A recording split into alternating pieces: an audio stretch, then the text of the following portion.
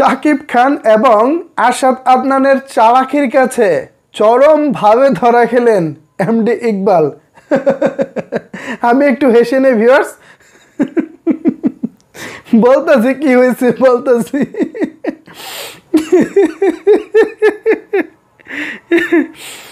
অতি চালাকের গলায় ধরে একটা কথা আছে না, ইকবাল সাহেব মনে হয় সেই ফাঁদেই পড়ে গেলেন। শাকিব খান এবং আরশাদ আদনানের চালাকির কাছে চরমভাবে ধরা খেলেন তিনি। কীভাবে ধরা গেলেন আমি এটা যখন বলবো আপনারা শুনলে হাসতে হাসতে মাটিতে গড়াগড়ি খাবেন, এবং এই লোকটার পতন দেখে আপনারা নিশ্চিতভাবে হাততালি দিবেন। আসলেই অহংকার মানুষকে পতন করে ছাড়ে। আরশাদ আদনান গতকালকে না তার আগের দিন একটি পোস্ট করেছিলেন, আপনারা নিশ্চয়ই জানেন। তুফান সিনেমাকে ইঙ্গিত করে হোক বা না করে হোক, সেখানে তিনি লিখেছিলেন নকল পণ্যে, আচ্ছা স্ক্রিনশটটি দেখেন, সেখানে তিনি লিখেছিলেন নকল পণ্যে বাজার 6 লাখ। হ্যাঁ, ভয় পাইছি নকল এবং কপি দেখে। স্বভাবতই এই বিষয়টিকে সবাই তুফানকে ইঙ্গিত করে বলেছেন, আরশাদ আদনান ধরে নিয়েছেন, এবং এই স্ট্যাটাসকে কেন্দ্র করে তুমুল আলোচনা চলেছে। আপনারা নিশ্চয়ই দেখেছেন আরশাদ আদনানের এই স্ট্যাটাস দেখে ইকবাল সাহেব কী করেছে, তিনি তো মহা খুশি। আরে আরশাদ নকল বলেছে তুফানকে, তাইলে আমি বসে থাকবো কেন? তার একজন তথাকথিত একজন গৃহপালিত একজন ইউটিউবার আছে, নড়াইল এক্সপ্রেসের আরিয়ান, আপনারা নিশ্চয়ই চিনেন।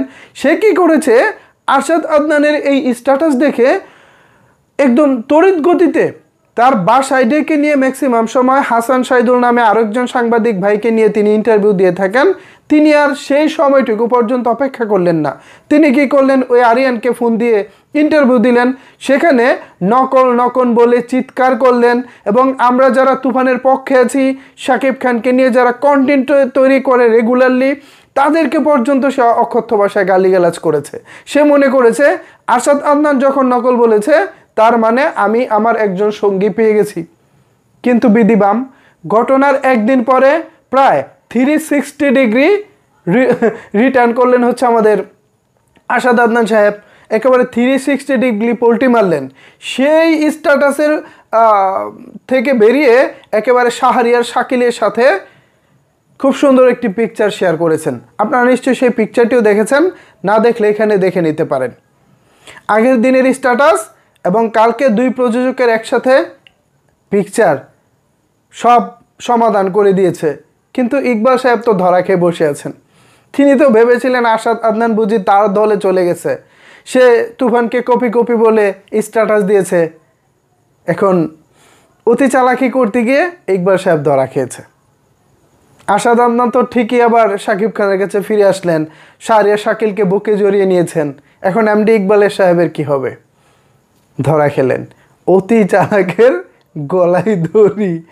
এবার বুঝছেন তো হিসাবটা নাকি, না আরও বুঝাইতে হবে?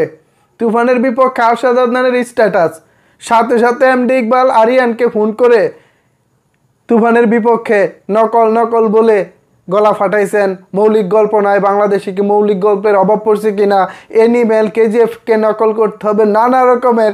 ইভেন আমাদের মতো কন্টেন্ট ক্রিয়েটর যারা আছেন তাদেরকে পর্যন্ত ধুয়ে দিয়েছেন। আমরা কেন পজিটিভ বলতেছি, আমরা কেন নেগেটিভ বলতেছি না?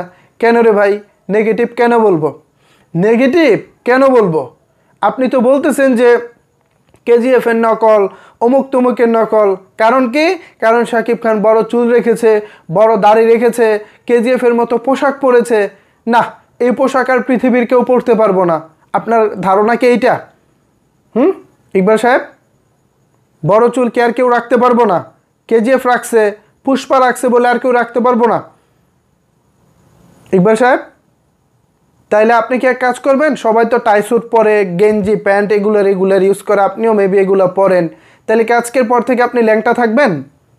আপনি কি আজকের পর থেকে পোশাক আশাক ছাড়া থাকবেন? সবাই তো প্যান্ট পরে।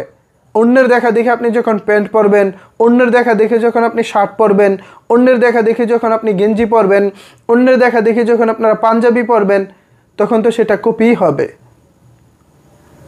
যদি এগুলো কপি হয় তাহলে প্লিজ আজকের পর থেকে ইকবাল সাহেব আপনি রাস্তাঘাটে সব জায়গায় উলঙ্গ অবস্থায় ঘোরাফেরা করবেন। আর যদি মনে করেন যে না এগুলা কপি না, তাইলে আরেকদিন অন্যের একটি ভিডিওতে বলবেন যে না আমি যা বলছি ভুল বলছি। ধরা মানুষ এভাবেই খায়। অতি চালাকের গলায় দড়ি একটা কথা আছে না? ইকবাল সাহেবের বেলায় যেন সেই কথাটি একেবারে কাটায় কাটায় মিলে গেছে। আমার আজকে খুব হাসি পাইছে, একটু গাড়ি ব্যথা, একটু কাজ করতে গেছিলাম, একটু ব্যথা পাইছি, দোয়া করবেন আমার জন্য। তো সেই ব্যথার কারণে আমি প্রচণ্ড জোরে হাসতে পারতেছি না, কিন্তু আমার প্রচণ্ড হাসি পাচ্ছে। তিনি মনে করছিলেন আরশাদ আদনান তার দলে চলে গেছে, সেই কারণে তিনি আরে ভাই কি ইন্টারভিউ রে ভাই, কি বকা ঝকা, আমি প্রকাশও করতে পারতেছি না যে কি পরিমাণ সে বকা ঝকা করেছে। এগুলা সভ্য সমাজে হয়তো যায় না, কিন্তু আফসোস আরশাদ আদনান আপনার দলে নাই। আরশাদ আদনান বোকা শোকা কেউ না, তিনি মূলত এই স্ট্যাটাস দিয়েছেন তুফানের প্রচারণার জন্য। যদিও তার এই স্ট্যাটাসের প্রয়োজন পড়তো না, কারণ এমনিতেই তুফান সর্বাধিক আলোচনায় রয়েছে। বাংলাদেশ, পাকিস্তান, ভারত, নেপাল, ভুটান, পার্শ্ববর্তী যেসব দেশ রয়েছে প্রত্যেকটা দেশের ইউটিউবাররা তুফান সিনেমাকে পজিটিভ মন্তব্য করেছে। কেউ কেউ ওই যে ইকবাল সাহেবের মতো এই কেজিএফের মতো লাগতেছে, অ্যানিমেলের মতো লাগতেছে, পুষ্পার মতো লাগতেছে, এই টাইপ কথা তারাও বলেছে। কিন্তু একটি কথা তারা মিন করেছে যে গল্প আমরা জানি না, গল্প ভিন্ন হলে হতেও পারে, but production good, production quality good. যদি তাদের সাথে মিলেও যায় তারপরেও তাদের কাছে দেখতে খারাপ লাগেনি, প্রোডাকশন গুড কোয়ালিটির তারা শুভেচ্ছা জানিয়েছেন যে ভালো নির্মাণ। অথচ আমাদের ইকবাল সাহেবের dead body cinema star cineplex থেকে কমু শর্মের কথা কমু নাকি? আচ্ছা কই, মাত্র 2 দিনে নেমে গেছে। ডেড বডি সিনেমা মাত্র 2 দিন স্টার সিনেপ্লেক্স থেকে নেমে গেছে। অথচ তিনি বারবার বলে বেড়াচ্ছেন তিনি নাকি সিনেপ্লেক্সের জন্যই সিনেমা বানান, সিঙ্গেল স্ক্রিন তথা সিনেমা হলের জন্য তিনি সিনেমা বানান না। অথচ তার সেই সিনেপ্লেক্স থেকেই তার ছবিটি ওয়াশ আউট।